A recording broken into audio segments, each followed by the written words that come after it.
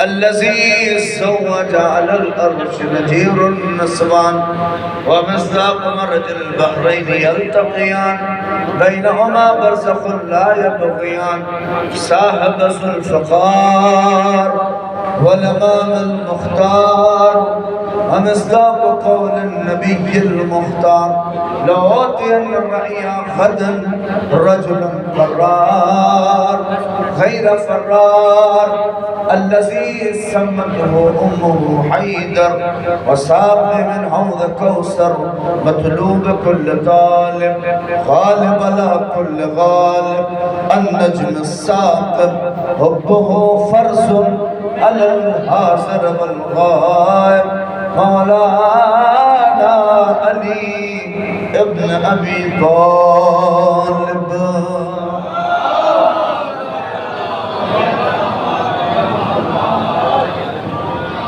ولعنة الله على أعدائهم أجمعين من يومنا هذا إلى قيام يوم الدين. أما بعد فقد قال الله الحكيم بسم الله الرحمن الرحيم إن الدين عند الله الإسلام.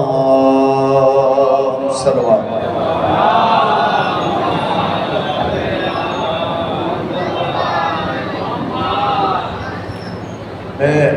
پہلے تو مجلس شروع ہونے سے پہلے گزارش کرتا ہوں اپنی ماں بہنوں سے کہ ان کی آوازیں اگر کم ہو جائیں گی تو میں اپنی آواز پہنچا لیتا ہوں، لہٰذا کوشش کریں جو والنٹیئرز حضرات ہیں وہ ان لوگوں کی آواز ٹھوڑ کر اور تھوڑا تھوڑا آپ اور سمٹ جائیے انشاءاللہ، تاکہ بعد میں لوگ بھائی یہ مجلس کا اپنا ایک سسٹم ہے.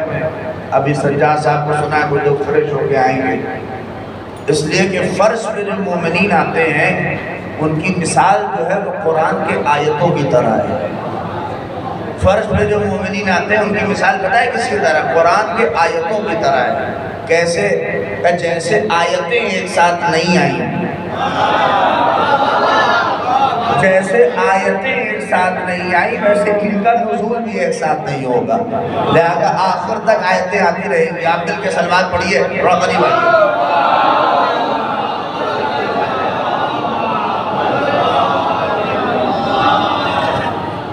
لہٰذا میں بغیر کسی تمہید کے بڑا اچھا سماعت فرما رہے تھے جناب سجاد صاحب کو، اور لہٰذا چونکہ یہ شب شہادت امام سجاد علیہ السلام ہے اور امام زمانہ جل اللہ فرجہ شریف کی بارگاہ میں تعزیت و تسلیت پیش کرتے ہوئے اور آپ کی خدمت میں کچھ باتیں اسی آیت کے ذیل میں کرنی ہیں، لہٰذا لیکن آپ تھوڑا سا توجہ کریے. میں بھی بہت لمبا سفر کر کے آپ تک آیا ہوں، تو لہٰذا کچھ باتیں آپ مجھ حقیق کی بھی سماعت فرمائیے. پہلی بار ہوں آپ کے درمیان، لیکن ایسا محسوس نہ ہونے دیجیے کہ اجنبی ہوں، لہٰذا اس انداز سے تھوڑا سا حوصلہ افزائی فرمائیں. میں آپ کی خدمت میں کچھ اہم باتیں آپ کی سماعت کے نظر کر دوں گا اور انشاءاللہ پھر آپ ماتم اور نوحے یہ سارے سماعت کرتے رہیں گے. لہٰذا چونکہ یہ شب بڑی عظیم شب ہے اور امام سجاد علیہ السلام نے صلوات پڑھیں.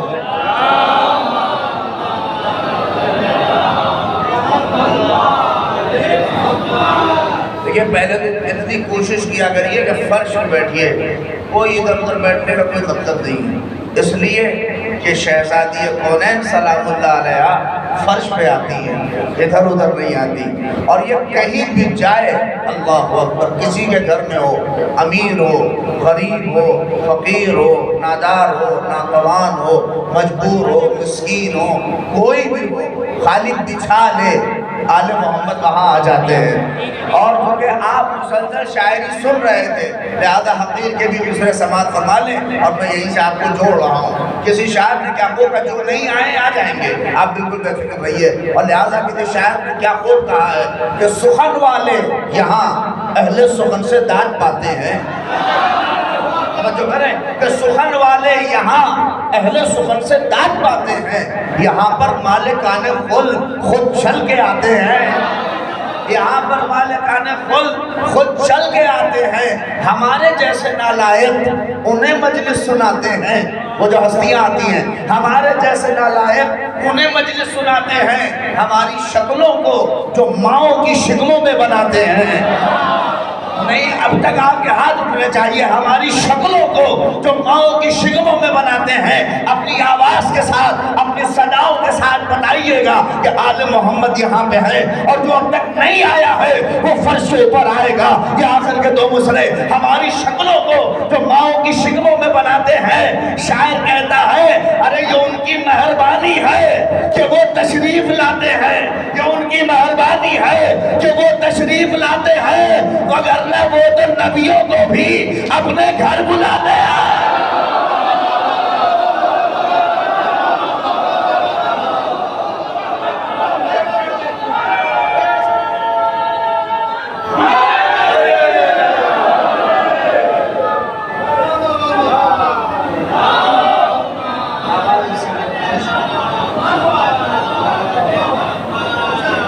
ایک بڑے کا سلوات اور پڑھیے آپ نے۔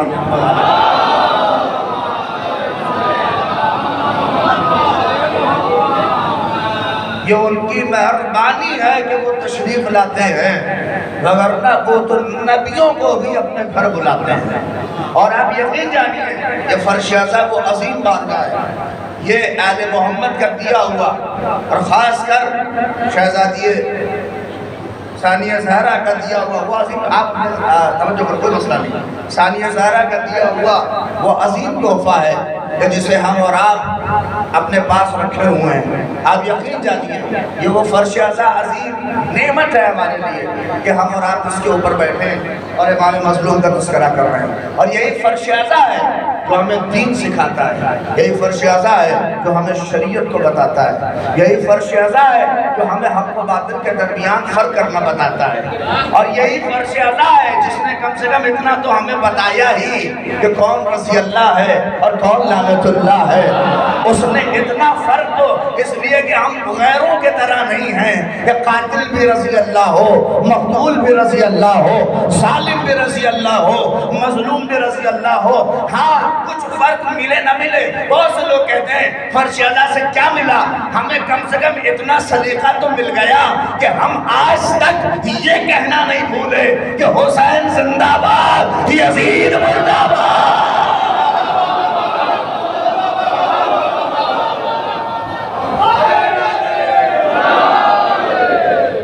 صلوات پڑھو محمد آل محمد۔ یہ کیا ہے؟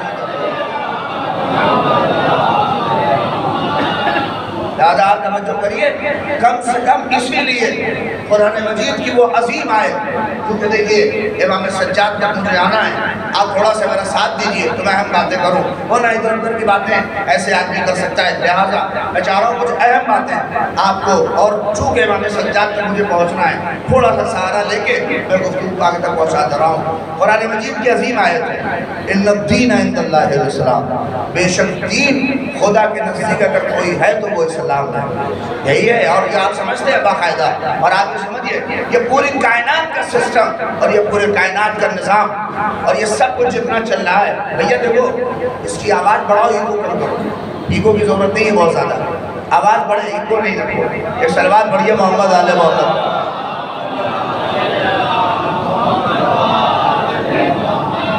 مل کے صلوات پڑھ دیجئے محمد آل محمد۔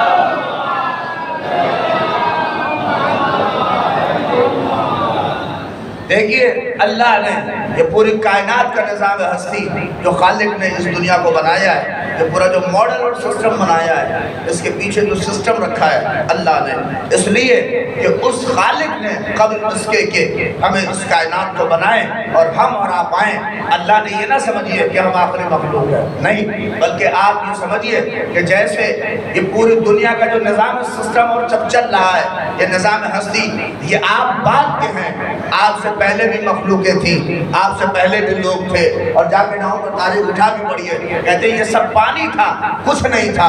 اللہ کو جب اپنے کو پہچنوانا ہوا تو اس نے یہی تو کہا کنت کنزا مخفیا، میں چھپا ہوا خزانہ تھا، میں نے چاہا کہ میں پہچانا جاؤں، تو اس نے کسے خلق کیا؟ یہ ایک لفظ ہے جہاں سے آغاز ہے معرفت کی، جہاں سے آغاز ہے پہچاننے کی، جہاں سے ایک مرحلہ ہے، اس لیے کہ جب کچھ نہیں تھا تب وہ تھا، بہت توجہ کریے، جب کچھ نہیں تھا تو اس کی ذات اقدس تھی. کہتے دیکھیے اب اللہ پہچنوائے کیسے؟ توجہ کریے، عظمت پہچانیے. جن آستانوں پہ ہم نے سجدہ کیا ہے وہ آستانے ایسے ہی نہیں ہیں. آپ دیکھیے میں بڑی مہمیز گفتگو آپ کے درمیان کروں گا اور آپ اگر محسوس ہو گئے تو شاید یہی میری محنت ہو جائے گی. یقین جانیے کہ اب بتائیے جب وہ تھا اور کچھ نہ تھا تو اللہ کو اپنے کو پہچنوانا تھا تو کیسے پہچنواتا وہ؟ تو خود اس نے کہا دیکھیے آپ کے سامنے ہر چیز کے چار وجود ہوتے ہیں، ہر چیز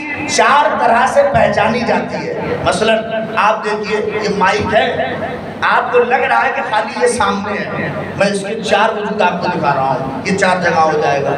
کیسے؟ ابھی دیکھیے یہ مائک ہر چیز کے دنیا میں جتنی بھی چیزیں ہیں، چاہے انسان ہو چاہے چیز ہو، خدا کو چھوڑ کر ہر چیز کے چار وجود ہیں، چار طرح سے ہوتے ہیں. کیسے؟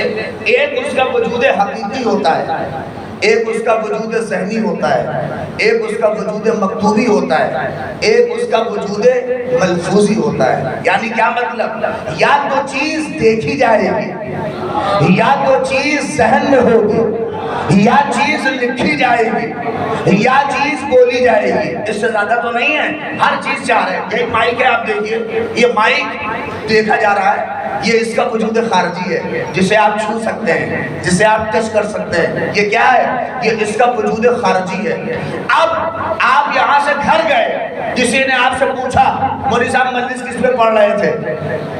ارے بڑی توجہ کرو، مجلس کس پہ پڑھ رہے تھے؟ اب مائک سامنے نہیں ہے مگر اس کی تصویر جو دماغ میں بنی وہ اس کا وجود ذہنی ہے جو تمہارے دماغ میں ہے. نہ اسے چھوا جا سکتا ہے، نہ اسے ٹچ کیا جا سکتا ہے، مگر ذہن میں ہے. اتنے میں تنظیم کے مولوی صاحب وہی بیٹھے تھے، تنظیم کے استاد بیٹھے تھے. انہوں نے کہا بیٹا لکھ بھی پاتے ہو؟ تو اس نے قلم اٹھا کے کاغذ پہ لکھا میم الف حمزہ کاف مائک. ایک وجود اور مل گیا جسے وجود کتبی کہتے ہیں، لکھت کی شکل میں ایک وجود اور ملا. اتنے میں انہوں نے کہا بول بھی پاتے ہو؟ تو اس نے بولنے لگا مائک مائک. ایک وجود ملفوظی ہے. ہر چیز کے چار وجود ہیں، یا تو چیز دیکھی جائے گی، یا چیز ذہن میں ہوگی، یا چیز لکھی جائے گی. اب توجہ کریے، یا چیز بولی جائے گی. پہچانیے آل محمد کو، غور کریے. ہر چیز یا بولی جائے گی، یا لکھی جائے گی، یا دیکھی جائے گی، یا ذہن میں ہوگی، مگر پروردگار کے بس دو ہی وجود ہیں. خدا نہ تو ذہن میں آ سکتا ہے، نہ خدا دیکھا جا سکتا ہے. آپ کی سماعتوں کا امتحان ہے، یا تو خدا لکھا جائے گا یا خدا بولا جائے گا. اب تلاش کرو نا وہ کون تھا کہ جس نے لکھا تو خدا لکھا گیا، جس نے بولا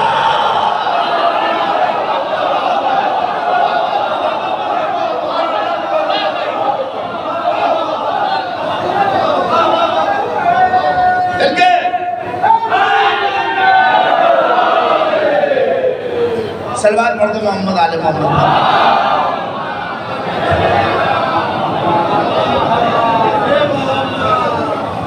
ہر چیز کے چار وجود ہوتے ہیں. خدا یا تو لکھا جائے گا، خدا یا تو نہ خدا دماغ میں آ سکتا ہے، نہ خدا ظاہر میں دیکھا جا سکتا ہے. وہ اور ہوں گے جنہوں نے خدا کے پیر جہنم میں دکھائے. ہمیں ان سے مطلب نہیں ہے، ان کا مکتب جائے جہاں چاہے جائے. ہمارا مکتب یہ ہے کہ خدا کو نہ تو دیکھا جا سکتا ہے. تو اب بتائیے اس کو تعارف اپنا کرانا ہے تو کیسے کرائے گا؟ اس خالق کو تو اس نے ہی کہا میں نے نور کو پیدا کیا. توجہ کریے، میں نے نور کو خلق کیا. اور وہ نور کس کا تھا؟ وہ تھا نور مصطفیٰ، وہ نور حبیب کبریا. ہمیں دیکھتا ہوں میرے نوجوان کیسے سنتے ہیں. اللہ نے اپنے کو پہچانوانے کے لیے کس کو پیدا کیا؟ نور مصطفیٰ کو. کہاں ہو رسول اللہ کی عظمت کو سننے والوں، سنو، اللہ نے نور مصطفیٰ کو پیدا کیا اور نور حبیب کبریا. غور کریے، اس واجب الوجود کے تعارف کا ذریعہ جو ذات بنے اسے مصطفیٰ کہتے ہیں. نہیں، اور میرا چیلنج ہے کسی میں ہمت تو مصطفیٰ کا قصیدہ پڑھے.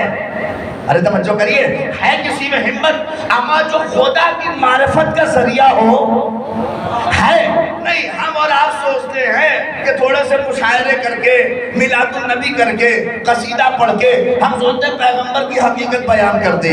اما کسی میں دم نہیں ہے کہ محمد کا قصیدہ پڑھ سکے۔ ہم سے لوگوں کو شکایت ہے، آپ علی علی کرتے ہیں، علی علی کرتے ہیں، نبی نبی نہیں کرتے۔ ہماری اوقات ہی نہیں ہے کہ نبی نبی کریں۔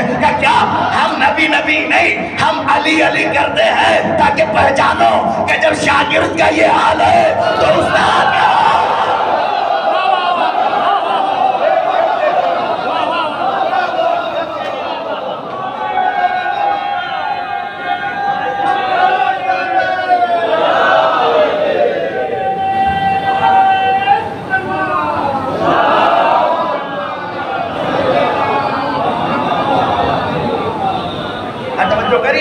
اسی لیے دیکھیے میں کہہ رہا ہوں آپ کے سامنے کہ اس بس رہنے دو بھیا، جیسے چلے دو سب نہ کرو، لیکن دیکھیے جس پوائنٹ پہ پیغمبر ہے اس پوائنٹ پہ ہے کسی کی طاقت کہ محمد کا قصیدہ لکھ سکے، محمد کی عظمت کو بیان کر سکے، محمد کے جلوے کو بیان کر سکے۔ میں اسی لیے کہہ رہا ہوں الٹی سیدھی منقبتوں سے اور الٹی سیدھی نظموں سے جب مصطفیٰ کو پہچانا جائے گا تو یہی ہوگا۔ ارے نہیں توجہ کریے، مصطفیٰ کو اس لیے کہ حبیب اس ذات کا نام ہے، ہم تو کہیں نہیں سکتے نبی نبی، علی علی کہتے ہیں تاکہ پہچانو کہ جب شاگرد کا یہ حال ہے تو استاد کا کیا حال ہوگا۔ اور جب الٹی سیدھی منقبتوں سے مصطفیٰ کو پہچاننے کی کوشش کی تو لوگ کہہ بیٹھے حضور ہمارے جیسے۔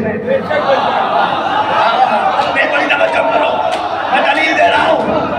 اور جب لوگوں کو سمجھ میں نہیں آیا تو بیچارے کہہ بیٹھے محمد ہمارے جیسے۔ یہ کس کا سائیڈ افیکٹ ہے؟ یہ یہی سائیڈ افیکٹ ہے کہ منقبتوں سے، شعروں سے مصطفیٰ کو سمجھنے کی کوشش کی تو کہہ بیٹھے محمد ہمارے جیسے، محمد ہمارے جیسے۔ اما آپ توجہ نہیں کی آپ نے، اما جنہیں سند تھی انہوں نے تو کبھی نہ کہا کہ حضور ہمارے جیسے۔ جو باقاعدہ سرٹیفکیٹ لے کے بیٹھے تھے، آپ نے غور کریے، باقاعدہ علی کے پاس سرٹیفکیٹ تھا۔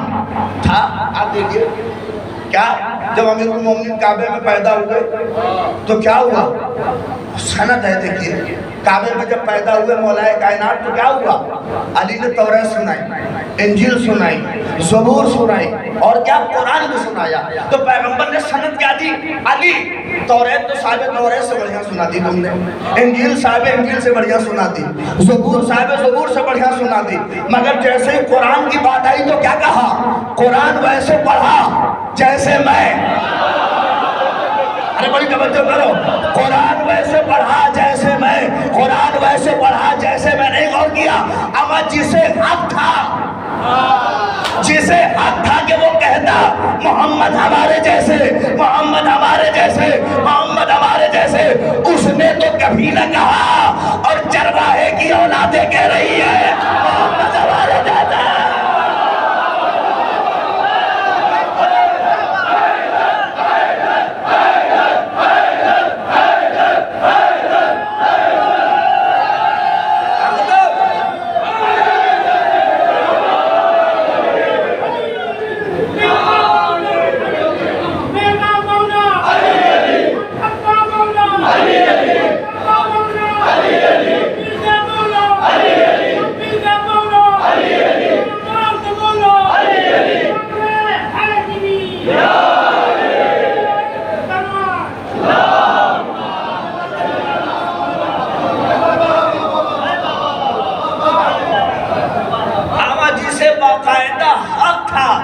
کہ وہ کہتا کہ حضور ہمارے جیسے، اس نے تو کبھی نہ کہا۔ اور جنہیں قاعدے سے رسول اللہ نہ کہنے آتا ہو وہ کہنے لگے کہ حضور ہمارے جیسے۔ کس مینارے پہ فضائل کے مصطفیٰ ہیں. اما محمد تو چھوڑو، جو محمد کے نقش قدم پہ چل رہے ہیں انہیں اپنے جیسا نہیں کہہ سکتے. اور حضور تو بہت دور کی بات ہے. ارے کیا کہہ رہا ہوں میں، غلام کا وہاں جس علی کو حق تھا کہ کہتا کہ میں محمد جیسا، مگر اس نے کیا کہا؟ انا عبد من عبید محمد. اب دیکھیے ہمارے یہاں کتنا ترتیب کا اور ہمارے یہاں مراتب کا کتنا خیال ہے. اسی لیے اللہ نے کچھ نہیں تھا، نور مصطفیٰ کو پیدا کیا.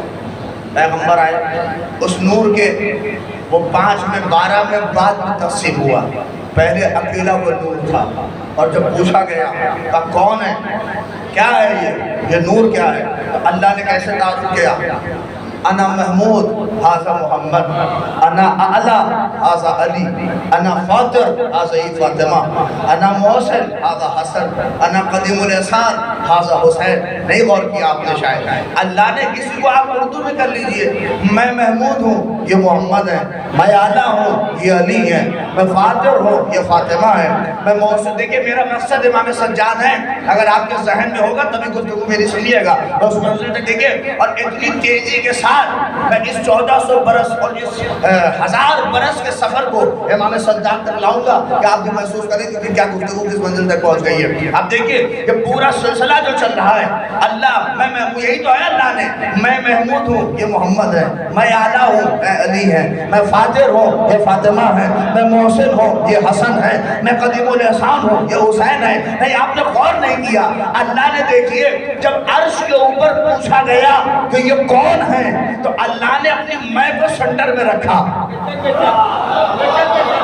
ہمیں یہی تو رکھا کہ میں ہوں یہ علی ہے، میں ہوں یہ محمد ہے، میں ہوں یہ فاطمہ ہے، میں ہوں یہ حسن ہے، میں ہوں. ارے نہیں توجہ کرو، میں ہوں یہ فاطمہ ہے، میں ہوں یہ علی ہے، میں ہوں یہ حسن ہے، میں ہوں یہ حسین ہے. نہیں، جب عرش پہ تعارف ہونے لگا تو اس نے اپنی میں کو سینٹر میں رکھا کہ میں ہوں یہ علی، یہ فاطمہ، یہ حسن، یہ حسین. مگر جب یہی نور چادر میں جمع ہو گیا تو اپنی میں کو ہٹا کے فاطمہ کو رکھا. ان فاطمہ تو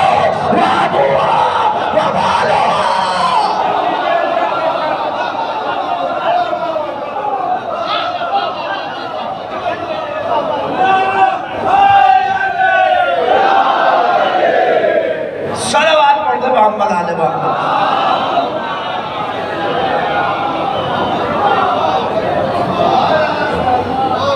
اپنی میں کو سنٹر میں رکھا، تعارف ہو گیا وہاں. اور جب عرش سے فرش پہ اترا یہ نور، آپ کیا سمجھ رہے ہیں؟ زندگی ایسے نہیں، یہ نور ہزاروں برس تک، لاکھوں برس تک بنی رہا. اور مسلسل اس نور نے جب تسبیح کی، اور تسبیح کرتے وقت جو پسینے کے قطرات گرے، اس سے اللہ نے نبیوں کو خلق کیا. آدم، نوح، ابراہیم، موسیٰ، عیسیٰ، یہ سارے ملائکہ سارے سب اسی نور سے خلق ہوئے. یہ جتنے کروڑوں فرشتے آپ کو آسمان میں ہیں، یہ سب اسی نور کے صدقے میں خلق ہوئے. اب دیکھیے ابھی سب اوپر کے ساری قندیلیں سج رہی ہیں، سب اوپر سج رہا ہے. نیچے کیا ہے بولیے؟ ارے سائنس تو پڑھا ہوگا. نیچے کیا ہے؟ سب پانی. ہاں دیکھیے نیچے سب پانی ہے، اوپر سب سج رہا ہے. لیکن اللہ کو ایک دن آیا کہ نہیں چلو اب زمین کو بسائیں. تو اس نے زمین کو فرشتوں سے کہا مت کو اسے کو. آپ دیکھتے ہیں، آپ لوگ گاؤں کے ہیں سمجھیں گے میری بھاشا. دیکھیں دودھ جو ہوتا ہے اسے جب متھا جاتا ہے خوب، متھنے کے بعد اوپر ایک بالائی سی آتی ہے. ویسے ہی فرشتوں نے بھی زمین جب پانی کو خوب متھا تو ایک زمین کی طرح ایک پرس سے اوپر آ گئی. مگر جب آپ دودھ کو متھتے ہیں تو اوپر جو ملائی آتی ہے وہ آپ جب لے کے چلیے تو جیسے لگے گا بھی ٹھلک جائے گی. اگر ملائی پھٹی تو دودھ باہر آ جائے گا. یہی کیفیت زمین کی تھی. اللہ نے کہا فرشتوں لو میں اس کے اندر پہاڑ کی میخیں چھوڑ رہا ہوں. پہاڑ کی میخیں لگائیں تاکہ اس کی زلزلاتی کیفیت دور ہوئی. اب اس کے اوپر آدمی قدم رکھ سکتا تھا. اللہ نے 2 قومیں خلق کی. ایک قوم کا نام تھا جن اور ایک قوم کا نام تھا نسناس. میں بڑی باتیں اہم کرنے جا رہا ہوں، آپ کے دیکھیے ابھی ذہن کے نتیجے کھل جائیں گے. ایک قوم تھی قوم جن اور ایک قوم نسناس. کیا تھا بتائیے؟ اب زمین بھی بس گئی اور آدم ادم کی بات کی ہے، ابھی پہلے چل رہا ہے۔ زمین بھی بس گئی اور آسمان کو بسا ہے فرشتوں سے، دونوں طرف عبادت ہو رہی ہے۔ نہیں، توجہ کریے گا، کمال یہ ہے اوپر جتنے ہیں سب وہ کرتے ہیں جو خدا کہتا ہے، اور نیچے جو مخلوق ہے وہ سب اس کے خلاف کرتی ہے۔ خدا کہتا ہے ایسے چلو، وہ اس کے خلاف چلتے ہیں۔ یہ قوم جن و نسنا، ان کا کام ہے خدا کی بغاوت اور خدا کی بغاوت اور خدا کی نہ ماننا اور نہ ماننا۔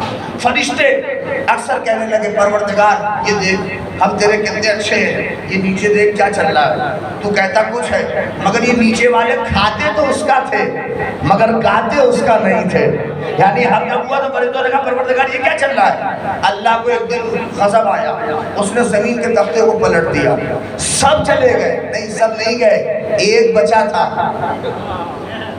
ارے نہیں سنا آپ نے؟ ایک وہ جو ابلیس تھا وہ انہی میں سے وہاں پہنچا، اتنا اچھا تھا وہ ابلیس، اس کو اٹھا کے اللہ نے جنت میں رکھا، کہا چلو تم وہاں آؤ، تم بہت اچھے تھے، بڑی عبادتیں اس نے کی تھی۔ مگر میں کہہ رہا ہوں جیسے مولوی کو سناٹا برداشت نہیں، ویسے خدا کو بھی اپنے کارخانے میں سناٹا برداشت نہیں۔ اس نے کہا کہ میرا کارخانے میں کوئی سناٹا نہیں ہوگا۔ کچھ ہی دن کے بعد پھر ایک پتلا بننے لگا۔ فرشتوں نے کہا کیا ہو رہا ہے؟ کہ میں زمین میں خلیفہ بنانا چاہ رہا ہوں۔ کہ اے پروردگار ابھی تو دیکھا تو نے کہ کیا ہوا؟ تو اللہ نے فوراً کہا چپ رہو، زیادہ قابل نہ بنو۔ نہیں، ہمارے بغل میں رہتے ضرور ہو مگر اتنے قابل نہیں ہو گئے کہ ہمارے بنانے پہ اعتراض کرو۔ نہیں، بڑی توجہ کریے گا، میں بہت کچھ کہہ سکتا ہوں مگر مجھے امام سجاد تک آنا ہے۔ اتنی قابلیت ابھی آپ کے اندر نہیں آئی ہے، اس لیے کہ دیکھیں کچھ لوگ کچھ بڑوں کے بغل میں رہتے رہتے اپنی اوقات بھول جاتے ہیں۔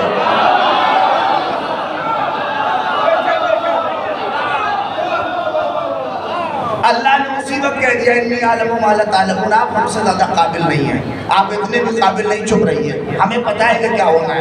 اچھا جیسے ہی فرشتہ بن کے تیار ہو گیا، اللہ نے ایک آرڈر دیا۔ آرڈر کیا تھا سنایا آپ نے؟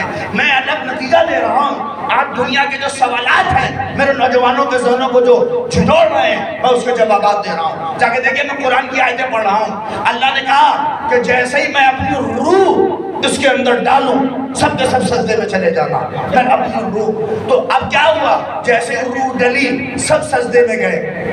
آپ جانتے ایک ہی تھا تو اکڑ کے کھڑا تھا۔ ابھی یہی میں جیسے کہہ دوں کہ سب لوگ سجدے میں جائیے، ایک آدمی اکڑ کے کھڑے رہے تو میں کچھ تو پوچھوں گا بھیا آپ کو کیا مرض ہے؟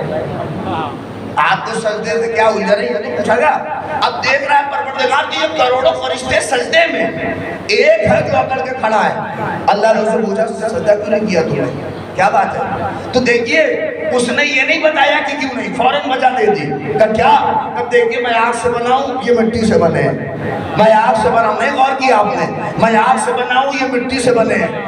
اللہ نے کچھ کہا ہی نہیں کہ نکل چل نکل میری بارگاہ سے، باہر جا، باہر جاؤ، توجہ کریے۔ اچھا مجھ جیسا چاپلوس مولوی ہوتا تو وہاں کے اوپر بھی چاپلوسی کرتا، کہے پروردگار ارے یہ تو بہت بڑا بندہ تھا تیرا، زمین سے اٹھا کے تم نے یہاں رکھا، کچھ تھوڑا سمجھا دیتا، اسے سمجھ میں آ جاتا، یہ کیا تھوڑی سی بات کہیں سے نکال دیا؟ کہ محمد مہدی یہ سمجھ ہی نہیں سکتا۔ میں نے پوچھا کہ سجدہ کیوں نہیں کیا؟ آگ مٹی کر رہا ہے۔ ارے نہیں آپ سمجھ رہے ہیں، میں نے کہا کہ سجدہ کیوں نہیں کیا تو یہ کہہ رہا ہے کہ آگ مٹی، آگ مٹی۔ یہاں پہ معاملہ نہیں سمجھے آپ، شیطان کے ساتھ غلطی سجدہ کرنا نہیں تھی۔ نہیں توجہ کریے گا، شیطان کے ساتھ غلطی یہ ہوئی کہ یہ مٹیریل چیک کرنے لگا۔ ارے کہاں موجود ہو؟ ارے کہاں ہو؟ شیطان کے ساتھ غلطی سجدہ کرنا نہیں تھی، اس کی غلطی یہ ہوئی کہ یہ مٹیریل چیک کرنے لگا۔ اما مٹیریل کی بات ہی نہیں ہے، اس نے کہا کہ میری روح ہے، سجدہ کرو، سجدہ کرو، اسے سجدہ کرنا چاہیے تھا، یہ مٹیریل چیک کرنے لگا۔ نہیں غور کیا آپ نے؟ یعنی جب مٹیریل چیک کرنے لگتا ہے آدمی تو یہی ہوتا ہے۔ آج ہم سے بھی کچھ بے وقوف پوچھتے ہیں ممبر کیوں چومتے ہیں، اس میں کیا رکھا ہے؟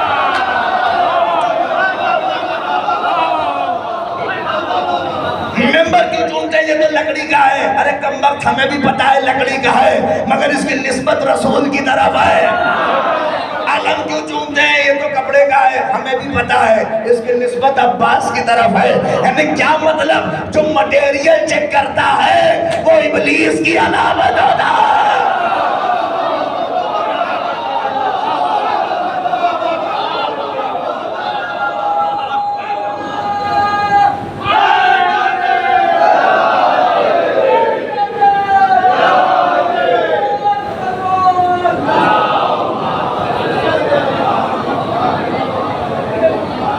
ایک مل کے سلوات پڑھیے.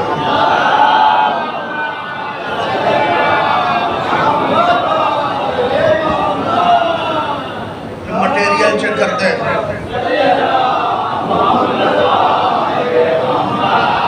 جو لوگ مٹیریل چیک کرتے ہیں ان کی حالت ابلیس کی جیسی ہوتی ہے. جیسے ابلیس مٹیریل چیک کرتا ہے ویسے ہمارے یہاں بیاہ یا علم کیا ہے، یہ تابوت میں کیا رکھا ہے، یہ تو لکڑی کا ہے. ہمیں بھی پتا ہے لکڑی کا ہے، مگر نسبت دیکھو. اس لیے کہ نسبت پہ جھکنا کمال ہے. مٹیریل جس سے بناؤ، گھاس سے بناؤ، کنکر سے بناؤ، پتھر سے بناؤ، اگر یہی بات ہے تو کعبہ کیوں چومتے ہو؟ ارے نہیں پوچھے آپ، نہیں آپ اور کریے کعبہ کیوں چومتے ہو؟ آپ جا کے پوچھئے، سب سے پوچھئے. ابھی تو حج گزرا ہے، جتنے حاجی آئے ہیں جا کے پوچھئے، ایئرپورٹ پہ کھڑے ہو جائیے، سب سے پوچھئے کعبہ چوم کے آئے؟ ارے 10 بار چوما، لڑ کے جھگڑ کے کود کے پھاند کے. ارے کعبہ نہ چومتے ہر آدمی. ارے کعبہ چوما ہم نے، کعبہ چوما. کعبہ میں کیا رکھا تھا، وہاں کیوں نہیں چوما؟ اس لیے کہ کعبے سے اچھی عمارت تو وہ محل ہے، اسے چوم کے آتے. اس کے سامنے مکہ ٹاور ہے، اسے چومتے. اس میں کیا رکھا تھا؟ تو سب بیچارے مرجھا کے یہی کہہ رہے تھے بھیا علی جو اس میں پیدا ہوا ہے.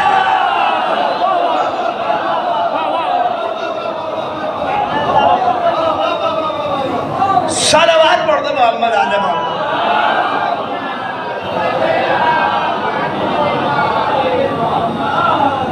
کعبہ کیوں چومتے ہو؟ اور چومو. نسبتوں پہ جھک جانا یہ مزاج توحید ہے. مٹیریل چیک کرنا یہ ابلیس کی علامت ہے. مٹیریل نہ چیک کریے، نسبت دیکھیے کہ نسبت کس کی طرف ہے. اللہ کی طرف نسبت ہے، ورنہ کعبہ بھی تو بس ایک پتھر ہے جو اسے ابراہیم نے بنا دیا ہے، اور یہ ہے، ورنہ کیا ہے. اسی لیے ہم اور آپ جو نسبتوں پہ جھکتے ہیں وہ نسبتوں کا احترام ہوتا ہے، اس کپڑے کا احترام نہیں ہے. کپڑا ہے، سلجنا کا اگر احترام ہے تو وہ اس لیے ہے کیونکہ وہ حسین کی سواری ہے، ورنہ گھوڑے تو بہت سے ٹہلتے ہیں.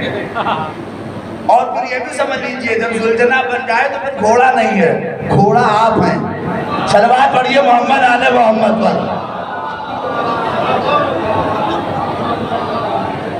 لہذا میں بڑی جلدی باتیں کہتا ہوں تاکہ میرا نوجوان وہاں تک پہنچ جائے. یہ سلسلہ جناب آدم خلق ہو گئے، ہدایت کا سلسلہ آگے بڑھتا چلا گیا، اور یہ آگے تک سلسلہ پورا بہت دور تک گیا، اور ہر نبی 5 شریعتیں آئی، سارے نبیوں کی سیرتیں آئی، اور یہاں تک آتے آتے یہ سارا سلسلہ پیغمبر تک آ گیا. محمد مصطفیٰ صلی اللہ علیہ وآلہ وسلم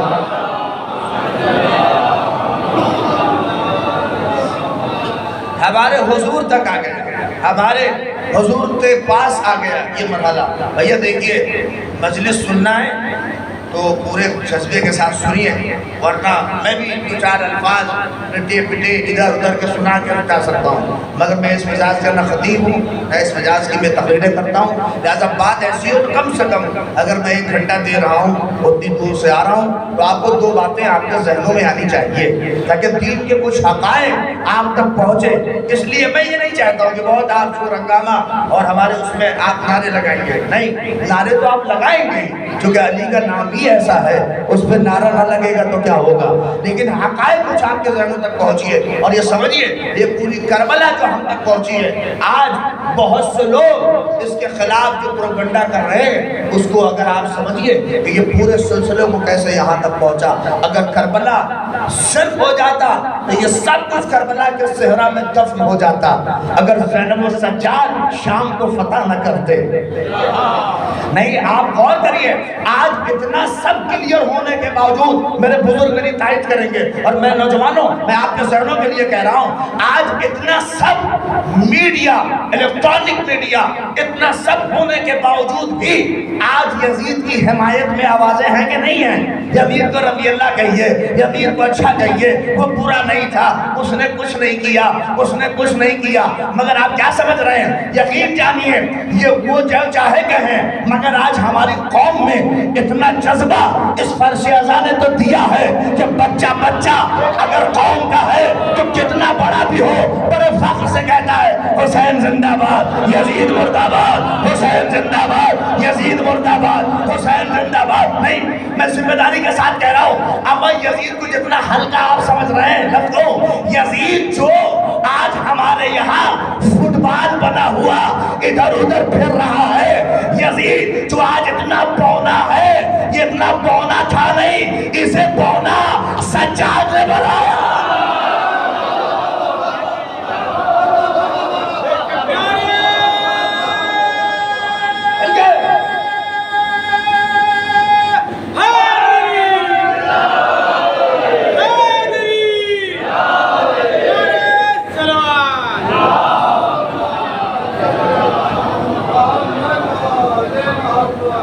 کیا سمجھ رہے ہیں؟ یہ پورا سلسلہ مٹ جاتا اگر یہ امام سجاد اور جناب زینب کا سلسلہ ہوتا۔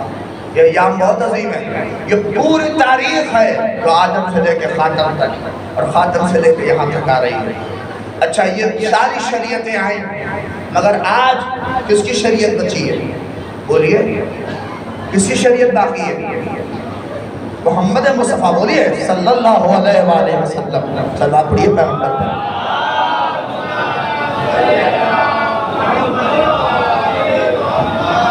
پانچ شریعتیں آئی، ان پانچ شریعتوں میں صرف حضور کی شریعت بچی ہے، ہمارے نبی کی شریعت بچی ہے۔ اتنی آوازیں ہیں، دیکھیے ماشاءاللہ سے کیا ہوگا، پھر کیسے مجلس ہو رہی ہے۔ صلوات پڑھیے محمد آل محمد پر۔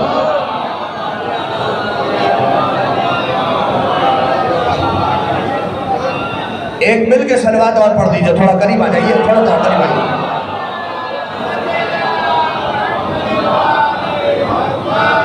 دیکھیے اب تک جو میں نے آپ کو سنایا ہے وہ میری تقریر کی تمہید تھی، اب میں اپنی مجلس کا دل آپ کو سنا کے مجلس تمام کر رہا ہوں، چونکہ مسائل کی منزل ہے اور میں نے کہا چونکہ وقت بہت زیادہ ہو گیا ہے اور اس کے بعد چونکہ مجھے نمازت بھی کرنی ہے، لہٰذا میں بڑا مختصراً آپ کی خدمت میں عرض کر رہا ہوں اور گفتگو یہی پہ تمام کر دوں گا۔ آپ یہ سمجھ لیجیے، آج اتنا سب کچھ دین اور شریعت کے نام پر تو پیغمبر سے لے کے یہاں تک آیا اور مصطفیٰ سے لے کر دیکھیے پانچ چیزیں صرف کس کی شریعت بچی ہے؟ بولیے، کس کی شریعت بچی ہے؟ پیغمبر کی شریعت بچی ہے۔ چار شریعتیں ختم ہو گئی، وہ چار شریعتیں اس لیے ختم ہوئی کہ وہ ضرورت کے تحت بنی تھی، ضرورت ختم ہوئی چچا، شریعت ختم ہو گئی، مگر محمد کی شریعت وہ شریعت ہے نہ ضرورت قیامت تک ختم ہوگی، نہ شریعت اور پیغمبر ہی ہدف تھے۔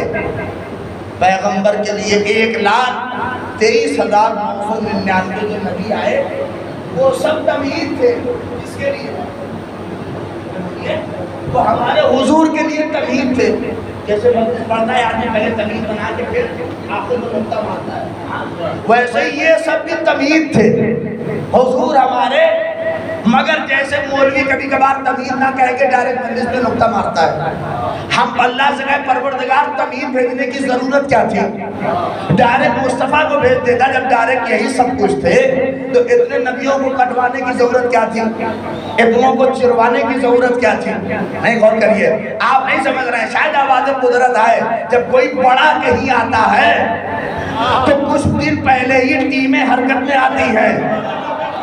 یہ آواز کو پروٹوکول تگڑا، پی ایم کٹ کریے آپ کے اس علاقے میں آ رہا ہو تو کیا ہوگا پکھرایا میں، تو 1 مہینہ پہلے ہی D M, S P, collector, magistrate سب حرکت میں کہ دیکھو کوئی گڑبڑی نہ ہو، کچھ معاملہ نہ ہو، کچھ ہو نہ ہو، کیوں؟ تاکہ ماحول بناؤ، کوئی بڑا آنے والا ہے۔ میں بڑی ذمہ داری کے ساتھ کہہ رہا ہوں، یہ تو 1,23,000 نبی آئے ہیں، یہ سب ماحول بنانے کے لیے آ رہے تھے، اور کس کے لیے؟ اب ذمہ داری کے ساتھ کہہ رہا ہوں، دیکھیے مقصد حضور ہے، مقصد پیغمبر ہے، اور یہی مقصد ہے، اور سارے نبی طویل ہیں، مقصد نہ آدم ہے نہ نوح ہے، مقصد کون ہے؟ پیغمبر ہیں، ہمارے حضور ہیں، محمد مصطفیٰ ہیں۔ آج آپ کے خدمت میں بیان کر رہا ہوں، پیغمبر کی ذات مقصد ہے، پیغمبر کی شریعت مقصد ہے، ہدف یہی ہے۔ کیا مطلب؟ جیسے میں لکھنؤ سے چلا، مقصد کیا تھا؟ میرا مقصد کیا ہے؟ بولیے۔ پکرایا میرا مقصد ہے نا، لیکن راستے میں کیا کیا پڑا؟ اناؤ پڑا، کانپور پڑا، ارے بڑی بستیاں پڑی، توجہ کریے گا۔ اور میں جیسے ہی لکھنؤ سے چلا تو لکھنؤ میں ہی ایک بڑا سا پتھر لکھا ہوا تھا، پکرایا، فرض کریے، نام کی خدمت میں کہہ رہا ہوں، پکرایا 160 کلومیٹر، اس کے آگے بڑھا، جیسے ہی کانپور پہنچا تو وہاں ایک پتھر لکھا ہوا تھا کہ پکرایا 62 کلومیٹر، اس کے آگے بڑھا تو لکھا تھا پکرایا 50 کلومیٹر، اس کے آگے بڑھا تو لکھا تھا پکرایا 40 کلومیٹر، اس کے آگے بڑھا تو لکھا تھا پکرایا 10 کلومیٹر، اس کے آگے پہنچا تو ایک پتھر پہ لکھا تھا پکرایا 0 کلومیٹر۔ اور کر رہے ہیں، یہ مجھے آنا کہاں ہے؟ پکرایا، مگر یہ راستے کے سنگمیل کے پتھر یہ مقصد نہیں ہے، بلکہ یہ مقصد سے مجھے قریب کر رہے ہیں۔ یعنی کیا مطلب؟ یہ پتھر بتا رہے ہیں کہ پکرایا آنے والا ہے، پکرایا آنے والا ہے، پکرایا آنے والا ہے۔ اسی لیے تو جتنے نبی آئے وہ سب جاتے جاتے کہہ رہے تھے محمد آنے والا ہے، محمد آنے والا ہے، محمد آنے والا ہے۔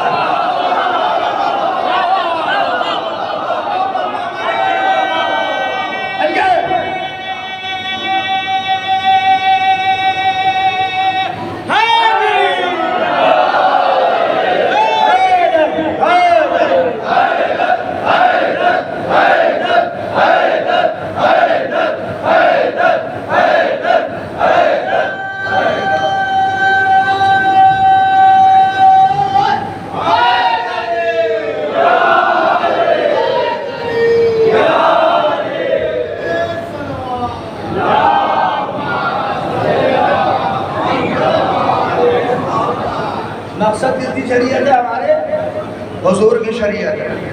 ہمارے پاس 5 شریعتیں تھیں، سب کچھ ختم نہیں ہوا۔ دیکھیں کچھ چیزیں ہیں، اس کو اصول دین کہتے ہیں، بولیے اصول دین کہتے ہیں۔ میں آگے کربلا پہنچ گیا، اصول دین کہتے ہیں 5۔ آئیے، اور اول توحید، دوسرے، تیسرے، چوتھے، پانچویں قیامت۔ آج میں 5 اصول دین بتا رہا ہوں، اپنے ذہن میں رکھیے گا۔ یہ وہ 5 ہیں جو آدم سے لے کے خاتم تک اور خاتم سے لے کے قیامت تک ہیں اور رہیں گے، اور یہ اور بھی مذہبوں میں پائے جاتے ہیں۔ وہ کیا؟ سنیے، میں کربلا پہنچ گیا اور میں آ رہا ہوں شام تک۔ پہلا کیا؟ عقل کی حفاظت۔ عقل کی حفاظت ہر نبی کی شریعت میں تھی، یعنی عقل کے خلاف اگر کوئی کام کرے تو وہ حرام ہے، توجہ کریے گا۔ اور دین کی حفاظت ہر نبی کے دور میں واجب ہے، اور جان کی حفاظت ہر نبی کے دور میں واجب ہے، مال کی حفاظت ہر نبی کے دور میں واجب ہے، عزت اور آبرو کی حفاظت۔ یہ 5 ایسے اصول ہیں، کیا کیا بولیے، یاد رہ جائے گا۔ دین کی حفاظت، عقل کی حفاظت، جان کی حفاظت، مال کی حفاظت اور عزت و آبرو کی حفاظت، یہ ہر نبی کے دور میں۔ آپ سمجھیے کہ ہمارے یہاں چھوٹے چھوٹے شگوفے چھوڑے جاتے ہیں نا، نماز کے لیے، حسین دین کے لیے، یہ ساری چیزیں آپ سمجھیے، اس منزل کو پہچانی کہ کربلا کتنی عظیم ہے۔ ہر نبی کے دور میں آدم چل رہے تھے تو جاتے جاتے کہہ کے گئے دیکھو سب بچے مگر اس 5 میں کوئی ڈاکہ نہ ڈالنے پائے۔ اچھا ایک چیز اور سمجھیے، جیسے یہ 5 واجب ہیں، اللہ نے ان 5 کی ضد کو حرام قرار دیا۔ دین کے مقابلے میں کفر حرام، عقل کے مقابلے میں شراب حرام، مال کے مقابلے میں لوٹ پاٹ حرام۔ ارے اب بھی مجھے کہنا پڑے گا، آپ سے زیادہ لٹیروں پہ لعنت کون کرتا ہے؟ عقل مال کے مقابلے میں عزت کے مقابلے میں زنا اور اس طرح کی چیزیں حرام ہیں، اور جان کے مقابلے میں خودکشی، کسی کا مرڈر کرنا، کسی کو قتل کرنا، یہ حرام ہے، یہ پانچوں حرام ہے۔ آدم جا رہے تھے تو کہا بھیا اپنے بات سنبھالتے رہے، یوں جانے لگے بھیا دیکھو سب بچے، اس پانچوں کو کوئی ڈاکہ نہ ڈالنے پائے۔ ان کے بیٹوں نے کہا ارے گھبرائیے نہیں۔ ابراہیم جانے لگے، اپنے بیٹے اسحاق کو دے کے گئے، اپنے بیٹے اسماعیل کو، میرے لال سب بچے مگر اس پانچ میں۔ کون سے پانچ؟ اللہ اکبر، دین، عقل، مال، جان، عزت، اس میں کوئی ٹاکہ نہ ڈالنے پائے۔ توجہ، چونکہ یہ میراث انبیاء ہے، یہ نبیوں کی میراث ہے۔ کہتے جب محمد تک پہنچا تو محمد نے بھی اسے خوب سنبھالا اور جاتے جاتے علی کو سونپ کے گئے کہ اے علی اس پانچ میں کوئی ٹاکہ نہ ڈالنے پائے۔ علی نے کہا ٹینشن نہ لیجئے، ایسا سنبھالوں گا کہ خاموش رہوں گا مگر اس پانچ پہ حرف نہ آنے دوں گا۔ علی سنبھالتے گئے، جب علی جانے لگے تو حسن کو سونپ کے گئے، میں آ گیا، اور جب حسن کے ہاتھ میں آئی حسن نے کہا ٹینشن نہ لیجئے بابا، صلح کر لوں گا مگر پانچ میں ٹاکہ نہ ڈالنے دوں گا۔ نہیں غور کریے، اب لوگ ہم سے کہتے ہیں، اب ہم سے لوگ کہتے ہیں ارے حسین ہی کیوں نکل کے آئے؟ یہ سوال ہوتا ہے نا، یہ دین کے خلاف نہیں۔ یہ جملہ میرا سنیے، اپنا نہیں کہہ رہا ہوں، بہت بڑے عالم دین ہیں ہمارے اہل سنت بھائیوں کے، آغا مودودی بہت بڑے مفسر قرآن ہیں، ان سے کسی نے کہا جب سب نے، سارے صحابہ نے، جب سب لوگوں نے یزید کی بیعت کر لی تھی تو حسین کو بھی بیعت کر لینی چاہیے تھی۔ انہوں نے کہا بے شرم، سمجھ میں نہیں آتا کہ کیا کہہ رہا ہے؟ بات تو یہ ہے کہ جب حسین نے بیعت نہیں کی تو صحابہ نے بیعت۔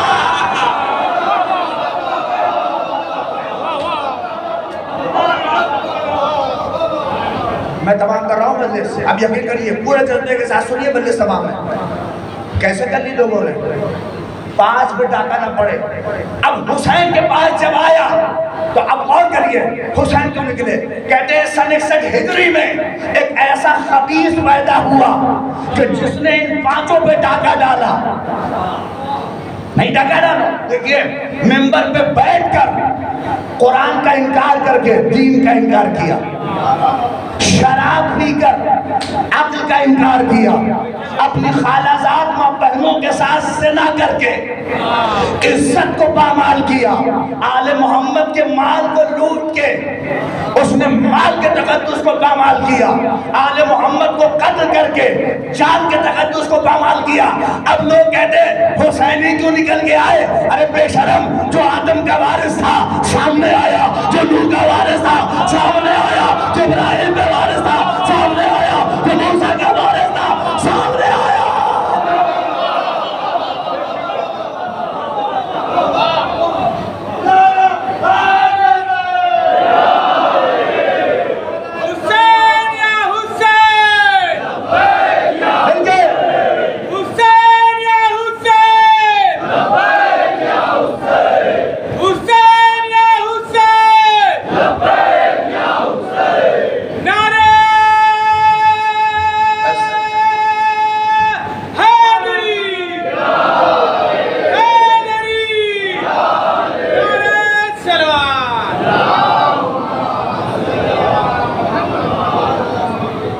کربلا میں خالی پیغمبر کی شریعت کی محافظت نہیں ہے، یہ میراث انبیاء ہے جو بچا کے حسین لے کے آ رہے ہیں، اور اس کو اوپر مہر کی ذمہ داری سجاد پر دی ہے۔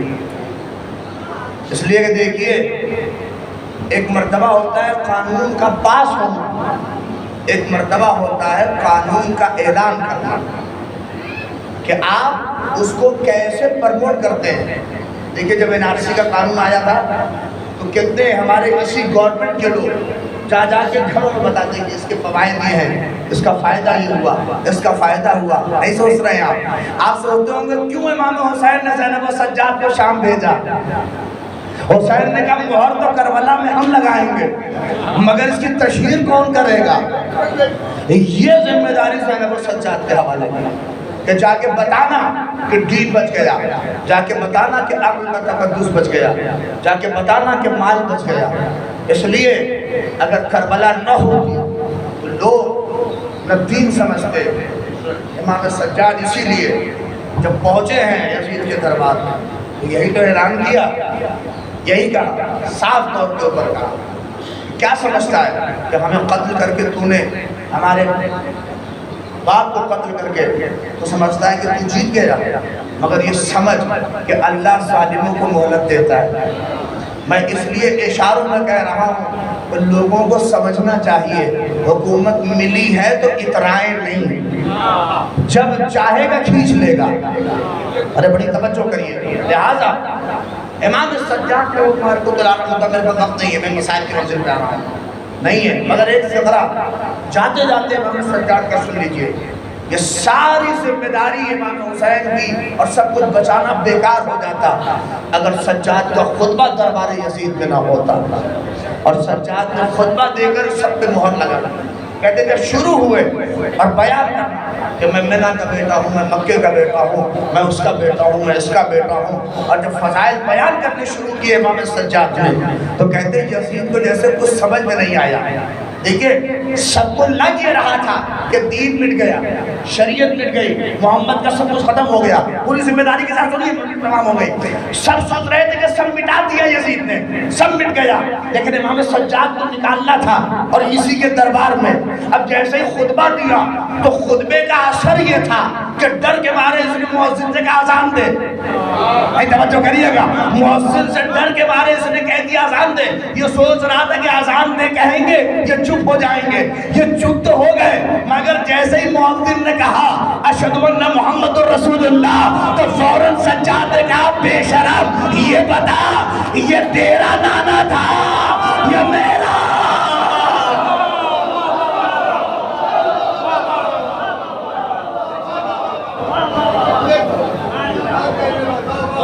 میرا نانا تھا یہ تیرا. اور کیا ہوا؟ سیدھا اشہدو ان محمد رسول اللہ. ساری اذان ہونے لگی.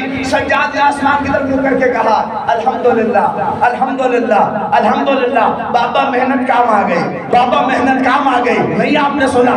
سوچئے تو سب سمجھ رہے تھے کہ دین ختم، شریعت ختم، سب کچھ ختم ہو گیا تھا. مگر اسی یزید کے دربار میں اسی کے درباری کے منہ سے اذان دلوا کے بتایا. نہیں غور کریے، اما یوسف سجاد نے ویسے ہی اسلام کو پلٹایا جیسے علی نے سورج کو پلٹایا.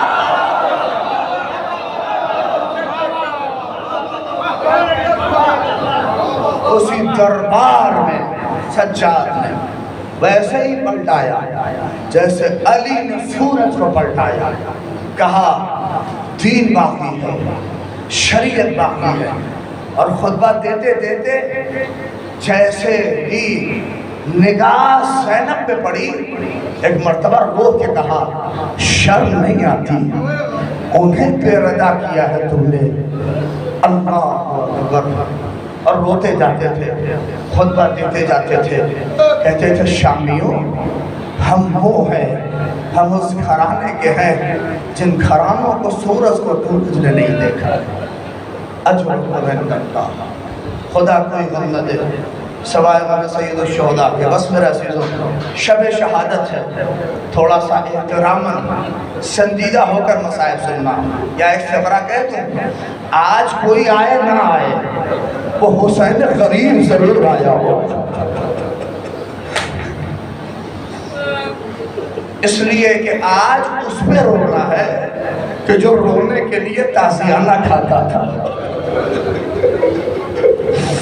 کم روانہ دل. آئیے بقی کی ٹوٹی ہوئی قبر کی طرف چلے. السلام علیکم یا علی ابن الحسین سلام. سجاد غریب پر امام زمانہ کا سلام پہنچا دو. بس ایک فقرہ اسی پہ کلیجہ پھٹ جائے تو کم ہے. کیا کہا؟ سلام ان ہاتھوں پر جس کے گوشت کو زنجیروں میں کھا لیے. سلام ان گردنوں پر جن گردنوں کے گوشت کو پاؤں کے اس سخت جگڑ پر نکھا لیے. اجرکم عند اللہ، خدا کوئی غم نہ دے سوائے من سید الشہداء کے۔ نہیں، جیسے چہک چہک کے فضائل سن رہے تھے ویسے سجاد پہ رویا کرو۔ کہتے جب روتا تھا سجاد، روایت کی فکر ہے، 5 ایسے رونے والے جن کے طرح کوئی نہ رو سکا۔ کہ آدم روئے، نوح روئے، یعقوب روئے،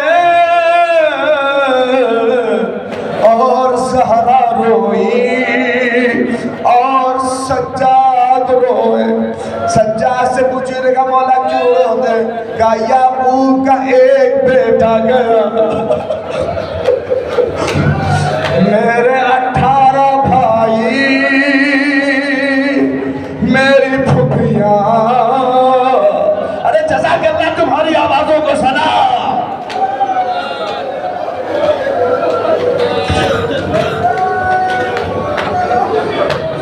کہو تو فقرہ حسین کے لیے کہہ دو۔ ارے 1900 ہے زخم تن چاک پر، ارے زینب نکل حسین۔ اجرکم عند اللہ، اجرکم۔ میں تابوت جب نکلے گا تو آپ کے خدمت میں مسائل پڑھ دوں گا، لیکن بس احساس سن لو، خط دعا ہے کہ سب سے زیادہ اگر کوئی رویا تو سجاد رویا۔ جان تو کیسے؟ دیکھو اگر کسی کا باپ، کوئی بیٹا اپنے باپ کو دوا نہ دے سکے تو کہتے ہیں جب دوا دیکھے گا، دوا دیکھ کے روئے گا۔ کوئی اپنی ماں کا علاج نہ کر سکے، جب ڈاکٹر دیکھے گا آنکھوں سے روئے گا۔ اللہ نے کہتے تھے جب پانی صاحب لے آئے، سجاد ہاتھوں کو رو کے کہتے تھے ہائے میرا بابا اسی پانی کے لیے، ہائے میری بہن سکینہ۔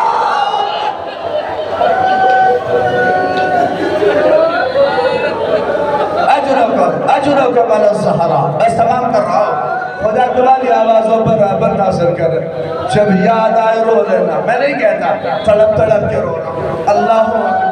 سید سجاد سے کسی نے پوچھا مولا یہ آپ نے الشام الشام الشام کیوں کہا؟ امام سجاد کہتے ہیں 7 مصیبتیں ایسی ہیں کہ اگر میں بتا دوں تو رونے کے لیے بہت ہے۔ کہ مولا کچھ تو بتائیے۔ جانتے مولا نے کیا بتایا؟ کہا نہ پوچھو۔ کہا جب ہم شام میں داخل ہوئے، کب پتا ہے میری طرف دیکھو کہ کیسے داخل ہوئے؟ مولا کہتے ایک رسی تھی اور اس رسی میں سب کے گلے نہیں۔ اللہ اکبر۔ امام سجاد کہتے اتنی بھیڑ تھی کہ جب بھیڑ کا فشار پڑتا تھا اور کوئی ذرا سا ادھر ہو جائے تو میری چھوٹی بہن سکینہ کا گلا تڑپ کے کہتی تھی اے بھائیا میرا گلا۔